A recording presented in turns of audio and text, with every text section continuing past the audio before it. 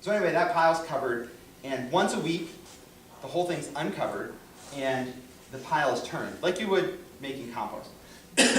So you slice through it, you can see it's hot, puts off lots of ammonia, gets up to about 170 degrees Fahrenheit, and the whole pile is just turned over, more water's added.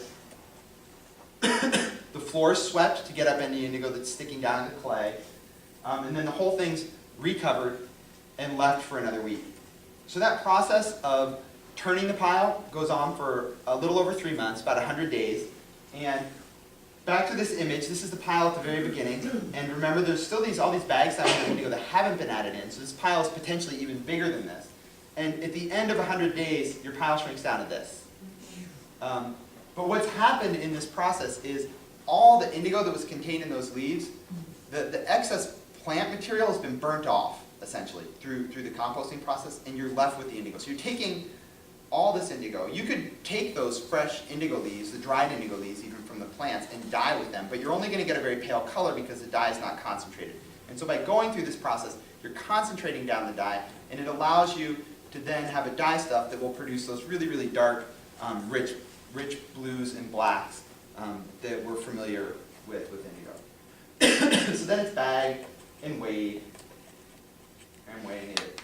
This is a half bale, so it's, for anyone who's interested, it's 7.5 con plus the weight of the bag. This is a neat old Japanese scale that we got from a dyer's place that was actually being knocked down to make room for a road.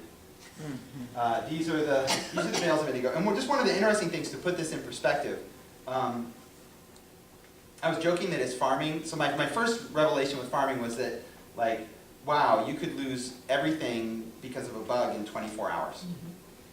My second revelation with farming was that there's absolutely no money in it. And to put that in perspective, to make the indigo that you see here, I worked like mad for essentially a year. I planted those seeds in March, and I was done composting in February, so a year. If I were to sell that indigo that I made in a year, I was able to produce enough. You see 6 bags here, and each is a half bale, so I was able to produce 3 bales of indigo in a year, working full-time, crazy work. If I sold that, it's worth $3,000. I'm like, I just worked for a year and potentially made $3,000. Maybe I'm a complete idiot. And how many acres was that? That was probably about 3/4 to 1 acre. To make that? Yeah, 1 acre is really the maximum that you can do this process on by hand. So, a lot of people ask me, do I sell this? And my answer is no. I use all the indigo in my own work. So then we're sort of working our way through this process. The next stage is actually taking that indigo that's been composted down and starting a vat with it so that things can be dyed. So indigo dyeing is actually really simple. There's sort of a lot of hocus pocus and misunderstanding about it, but really for indigo dyeing you need 3 basic things. The first thing you need is the indigo itself, which in my case, you've seen that process where it comes from growing and composting these plants. The second thing you need is an alkali because it's not soluble in water. Okay? So you can't just take those composted leaves and mix them with water and get this blue color.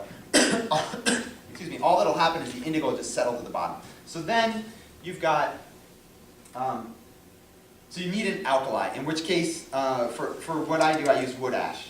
Okay, so this is just wood ash. Now we use ash from our stove that we heat with and our neighbor's wood stove, and local restaurants that have pizza ovens. That ash is mixed with boiling water. There's water being added to it. It's all stirred up, and then it's left to settle overnight, and then that top liquid is siphoned off. Okay, and it's a very strong alkali, about pH 14 or so.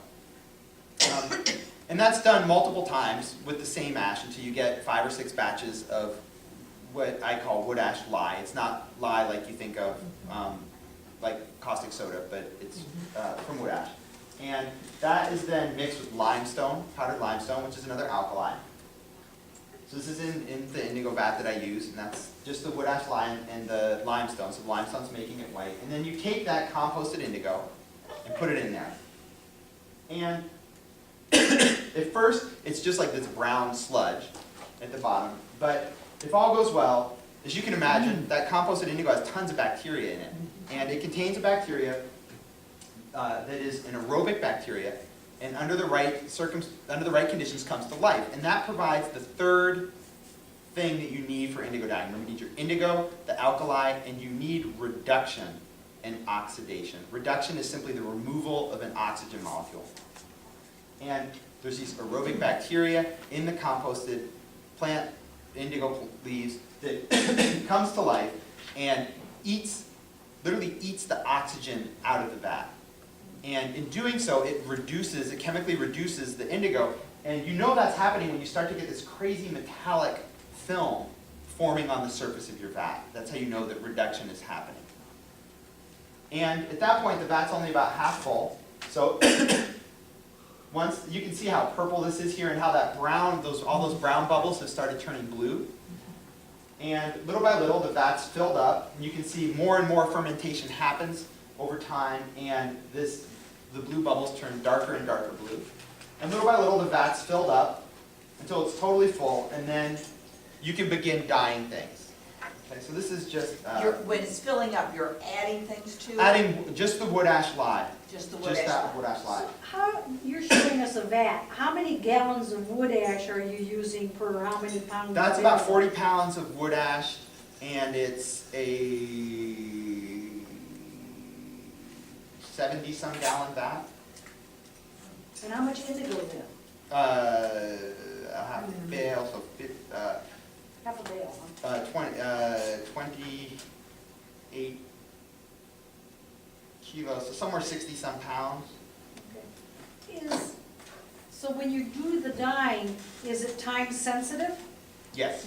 So that's what, I'm kind of cheating here because in this video, when that comes up, one of the things you see is that you see the indigo is, let's see if we can read one part of that. Yes, there we go. So when things go in there,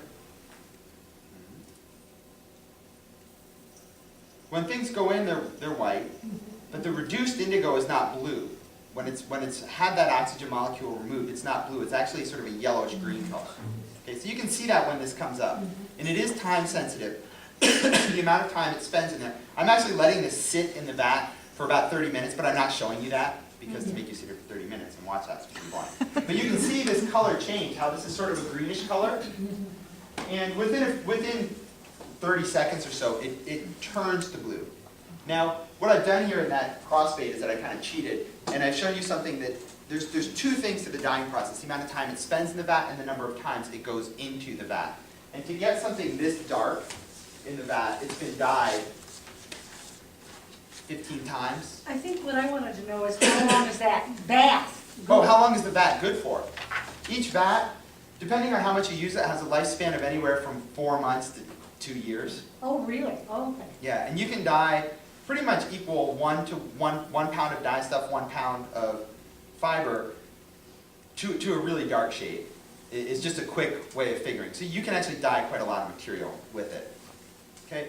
And because that vat is living and you want it to last a long time, there's a couple of things you don't want to do, one of which is over dye. Too much in one day. If you dye, this is a living thing, and every day it's got to be stirred and taken care of. And if you dye too much at one time, you're not only taking out a bunch of the color, you're taking out a whole bunch of the bacteria that are causing the fermentation, and you can kill a vat.